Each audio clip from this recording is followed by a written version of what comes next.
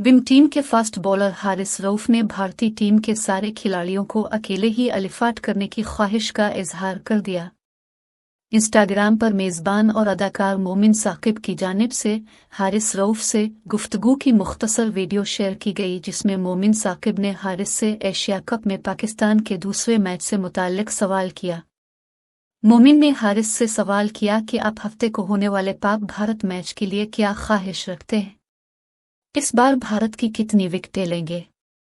इस पर हारिस ने कहा कि मेरा दिल करता है भारत के 10 में ही अलिफाट करूं, लेकिन ऐसा नहीं होता क्योंकि हमारे बाकी खिलाड़ी भी आए हैं, वो भी लेंगे। कौमी क्रिकेटर का कहना था कि Pak Bharat match high pressure match है जिसमें हर खिलाड़ी पर प्रेशर होता है, लेकिन जो परफॉर्म करता है इसको सराहा जाता है। वाज़ेह रहे कि पाकिस्तान और भारत के दरमियान एशिया कप का अहम मैच 2 सितंबर को पाली किले में खेला जाएगा, जबकि नेपाल की टीम 4 सितंबर को भारत के मद्द मुकाबिल होगी।